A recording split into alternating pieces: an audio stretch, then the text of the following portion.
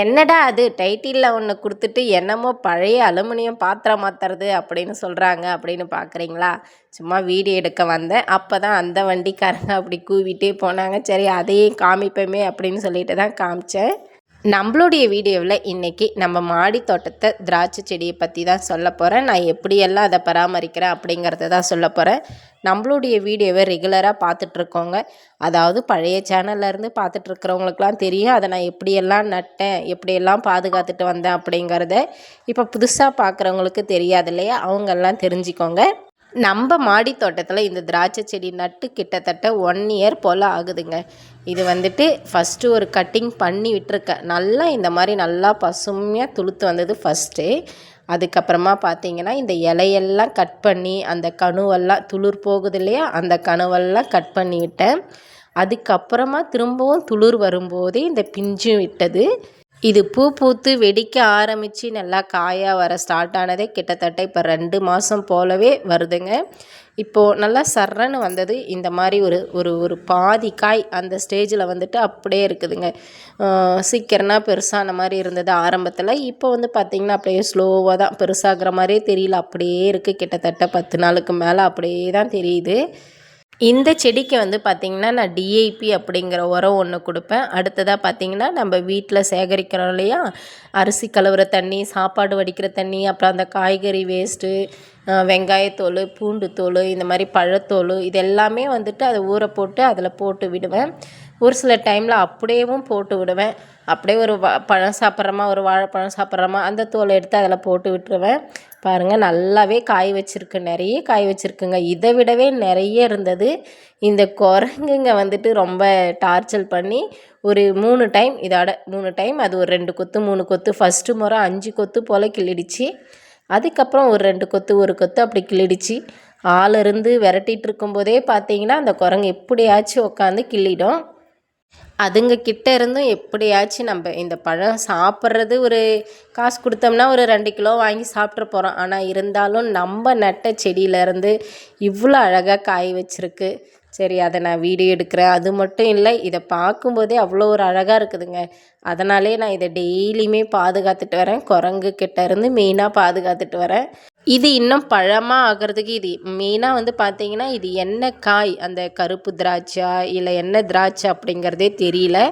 இன்னும் நல்லா பழுக்கிற ஸ்டேஜில் தான் தெரியும் போல். இப்போ நம்ம வந்துட்டு ஒரு காய் அப்படி கிள்ளி சாப்பிட்றோம் அப்படின்னா ரொம்ப புளிப்பாக இருக்குது, சாப்பிடவே முடியல. புளிப்பு அவ்வளோ புளிப்பாக இருக்குது, அதனால் சாப்பிட முடியறதில்ல. பழுத்தாக தான் பார்த்திங்கன்னா அது என்ன காய், எந்த மாதிரியான ரகம் அப்படிங்கிறது தெரியும் போல். அதே மாதிரி நான் இன்னும் இது வரைக்கும் மருந்து வந்துட்டு எந்த ஒரு மருந்துமே ஸ்ப்ரே பண்ணலை. அந்த டிஏபிங்கிற உரம் மட்டும் எப்போயாச்சும் ஒரு மாதத்துக்கு ஒரு டைம் அப்படி லைட்டாக கொடுத்துருக்கேன். ஒரு சின்ன ஒரு டப்பாவில் தாங்க வச்சுருக்கேன்.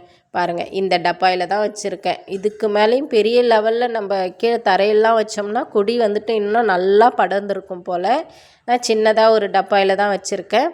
அது ஓரளவுக்கு இந்த அளவுக்கு நல்லா படர்ந்து வந்து நிறையவே, இதுக்குன்னா அந்த பூ வைக்கும்போது நிறையவே காய் இருந்ததுங்க. இப்போ நான் தான் சொல்கிறேன் இல்லையா, அந்த குரங்குங்கிட்ட வந்து என்னால் அப்பப்போ அதாவது பறிச்சிடுது அப்படின்னு சொல்லிட்டு அந்த மாதிரி கொஞ்சம் கொஞ்சம் போயிடுச்சு. இருக்கிற இந்த குறையும் வந்துட்டு நல்லா அழகாக இருக்கே அப்படின்னு சொல்லிட்டு தான் பாதுகாத்துட்டு வரேன். வராங்க பாருங்கள், கரெக்டாக மெயினாக அந்த ஒரு குரங்கு பெரிய குரங்குங்க. இதுங்கிட்ட நம்மளே பயந்துட்டு தான் இருக்கணுமே, நம்மளை கடிக்க வரும். இப்போ வந்து பனி நாள் இல்லைங்களா, பனி நாளில் தான் திராட்சை பழம் வந்துட்டு அந்த நீர் வந்து நல்லா கோர்த்து பிடிக்கும் அப்படிங்கிற மாதிரி சொன்னாங்க. நான் இது வரைக்குமே மருந்துன்னு சொல்லிட்டு எதுவுமே ஸ்ப்ரே பண்ணது கிடையாது. ஆனால் அடி உரம் மட்டும் போட்டிருக்கேன் லைட்டாக, அதுவுமே இயற்கை உரம் மாதிரி. ஆட்டு விழுதெல்லாம் நிறைய போட்டிருக்கேங்க ஆரம்பத்தில். அந்த குரங்கு வந்துட்டு அந்த செடிக்குள்ளார ஏற்கனவே ஒரு கொத்து திராட்சை பறித்து போட்டுருச்சு. அதை எடுத்து அந்த தொட்டியில் போட்டு வச்சுருந்தேன்னா அதையும் எடுத்து கடித்து பார்த்துட்டு, வாழைப்பழம் சாப்பிட்டு அந்த தொட்டியில் போட்டு வச்சுருந்தோம் தோலை, அதையுமே எடுத்துடுச்சு. நேற்று வந்து வீட்டுக்குள்ளார வந்துட்டே வாழைப்பழத்தை ஒரு 3 வாழைப்பழம் எடுத்துகிட்டு போயிடுச்சிங்க. இந்த குரங்கு மட்டும் இல்லை அப்படின்னா நல்லா பாதுகாத்து வரலாங்க. திராட்சை பழம் நல்லாவே நம்ம ஏரியாவுக்கு இப்படி வருமோ அப்படின்னு நினச்சேன். ஆனால் நல்லாவே வருது, சூப்பராக இருக்குது. செடியுமே நல்லா வலுத்து வருது. அது மட்டும் இல்லை, நிறைய காய் விட்டுருக்கு பார்க்கறதுக்கு. அது இன்னும் முழுசாக வந்து என்னால் பாதுகாக்க முடியுமா என்ன ஏதுங்கிறது தெரியல. என்னால் முடிஞ்ச வரைக்கும் அந்த குரங்குங்க கிட்ட இருந்து நான் பாதுகாத்துட்டு வரேன். இந்த செடி வந்துட்டு நான் ஒரு கார்டனில் இருந்து தாங்க வாங்கிட்டு வந்தேன். இது வந்துட்டு வெறும் 30 ரூபா அப்படின்னு சொல்லிட்டு தான் வாங்கிட்டு வந்தேன். ஆல்ரெடி இது கூட ரோஜா பூச்செடி வேறு ஏதேதோ செடியெல்லாம் வாங்கினோம் ஒரு 500க்கு.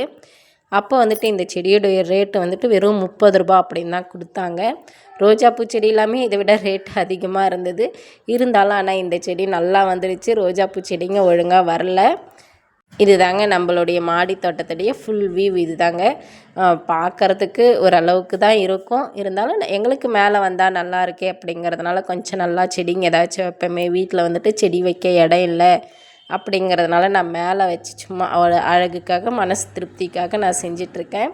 ஒருத்தவங்க கமெண்ட்ஸில் கேட்டிருந்தீங்க, நம்மளுடைய ஏரியாவுக்கு திராட்சை செடி நல்லா வருமா அப்படின்னு சொல்லிட்டு.